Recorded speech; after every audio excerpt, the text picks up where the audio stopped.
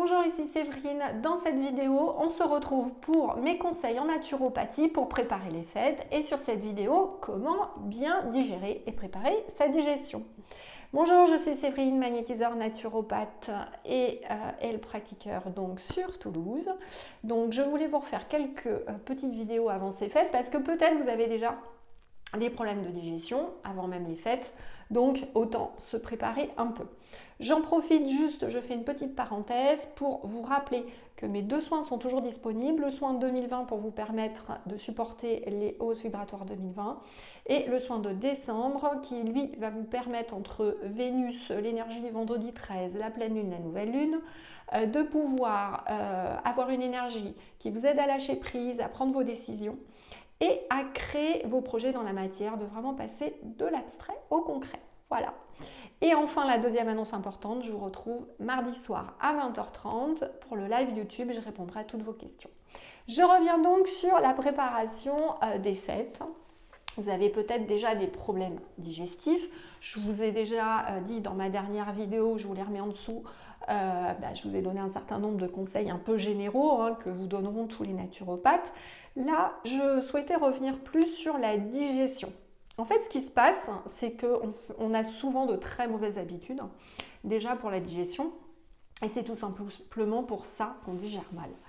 Premièrement, on ne va pas se le cacher, la digestion commence dans la bouche. Donc quand la digestion commence dans la bouche, ça veut dire qu'il faut mâcher. Alors souvent, on ne mâche pas assez longtemps. Ma professeure en naturo nous dit qu'il faudrait mâcher 50 fois avant d'avaler. C'est-à-dire que normalement, on n'avale aucun morceau, sinon on demande à notre estomac d'avoir des dents. Donc évidemment, il n'en a pas. Premièrement, et deuxièmement, dans la bouche, vous avez des sucs salivaires et en fait, la digestion commence ici. Donc souvent, on a déjà des problèmes d'estomac parce qu'on ne respecte pas ce point. La deuxième chose, quand même, je voudrais refaire une aparté sur le micro-ondes. Le micro-ondes va modifier l'ADN de ce que vous allez manger, va être moins reconnu par le corps. Premièrement. Deuxièmement, si vous mangez quelque chose cuit en fait au micro-ondes ou chauffé au micro-ondes, l'intérieur est souvent très chaud. Et même si vous ne vous en rendez pas compte sur un morceau que vous avalez, l'extérieur peut être froid, mais l'intérieur est chaud et va créer des ulcères. Donc voilà, moi, vous faites comme vous souhaitez. Encore une fois, moi pour ma part, j'ai banni le micro-ondes. Et puis déjà, il y a des ondes dedans, donc bon, voilà. Donc, faites attention à bien mâcher. Ça, c'est la première chose. La deuxième chose, encore une fois, vous pouvez préparer votre digestion en prenant une cuillère à café de bicarbonate de soude alimentaire avant chaque repas. Ça permettra de donner des systèmes tampons, des bicarbonates, tout simplement pour éliminer l'acide. Je voulais aussi vous faire part des plantes digestives, bien évidemment, que sont la menthe poivrée, par exemple, le fenouil qui vous aidera, l'artichaut. Mais il y a une petite plante qui est peu connue qui s'appelle le Chrysanthellum americanum. Et cette petite plante, elle a plusieurs particularités. Elle aide vraiment le foie, déjà, et elle permet,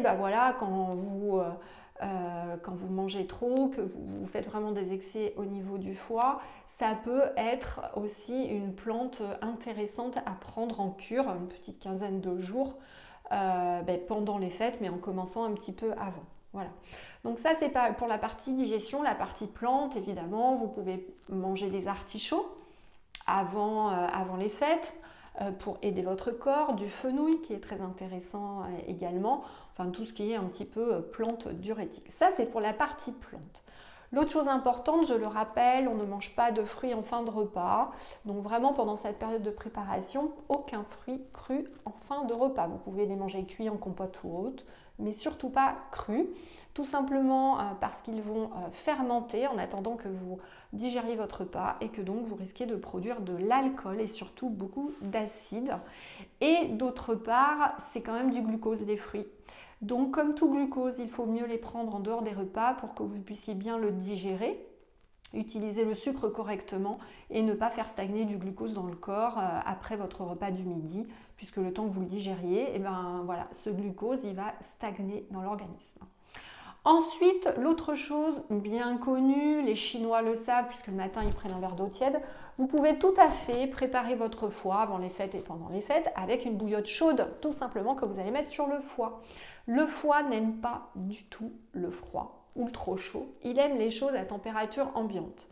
Par exemple, je vous déconseille fortement d'aller boire de l'eau très froide parce qu'en fait, quand vous buvez l'eau froide, il faut que le corps le réchauffe. Vous allez déjà utiliser presque la moitié de votre énergie pour réchauffer cette eau et surtout, le foie, au lieu de faire son vrai travail d'élimination, il va passer son temps à réchauffer l'eau, donc c'est un petit peu dommage. Donc pensez à la bouillotte sur le foie, ça marche aussi très bien. Je regarde mes notes pour être sûre de rien oublier. Évidemment, dès que vous allez marcher, essayez d'aller marcher au moins 20 à 30 minutes par jour, tout simplement parce que ça va préparer votre organisme et puis ça élimine l'acide. On a besoin aussi souvent de plus d'enzymes, c'est-à-dire que on est en train de s'appauvrir en enzymes. Donc c'est aussi pour ça qu'on digère moins. Donc il y a plein de petites plantes. Vous pouvez aussi manger de l'ananas, mais il faut que la bromélaïne soit vraiment très concentrée. Donc il y a plein de complexes d'enzymes avec de l'amylase, de la bromélaïne, etc. Donc tout ce qu'on appelle des enzymes qui vont pouvoir relancer votre digestion, aider votre corps en fait à renouveler son stock d'enzymes, puisqu'encore une fois, souvent on en manque. Donc ça peut être aussi important. Enfin, dans cette période de préparation, essayez également, alors j'aurais tendance à dire, de toute façon, sachez que quand vous mangez de la viande ou du poisson, donc des animaux morts en fait, vous absorbez toutes les émotions de l'animal d'une part.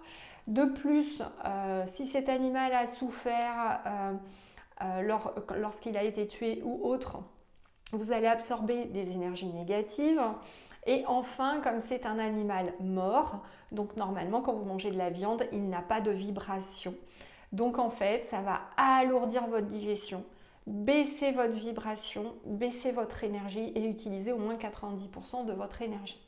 Donc moi, je vous conseille quand même peut-être de diminuer la viande, mangez-en un petit peu, mais pas trop.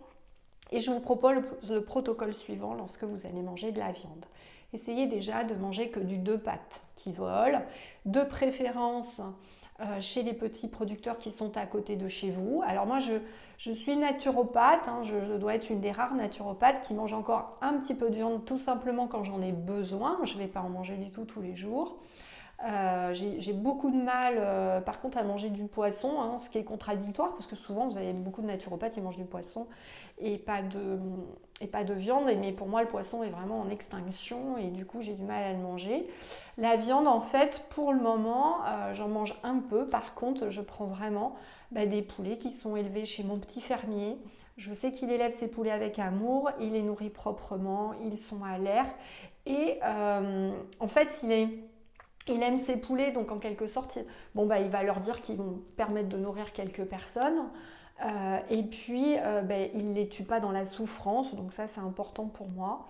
Voilà, mais je sais qu'à terme, il faudra que je ne mange plus de viande, voilà, j'en suis parfaitement consciente. D'ailleurs, ce qui est marrant, c'est que mes enfants en ont de moins en moins envie, voilà, parce que chez les enfants, c'est naturel en fait. Ils sentent bien que la viande, on a passé le cap. Les animaux ont une conscience et en fait, c'est comme si on élevait des humains pour les manger, en quelque sorte. C'est un petit peu pareil, donc voilà. Donc, essayez de réduire le nombre de fois où vous allez manger de la viande pour préparer ces fêtes. Vous allez voir que vous allez augmenter votre énergie. Alors, vous pouvez compenser en mangeant des œufs et puis tout ce qui est protéines végétales. Et puis dans les légumineuses aussi, vous avez des protéines dans les lentilles, dans l'avocat par exemple.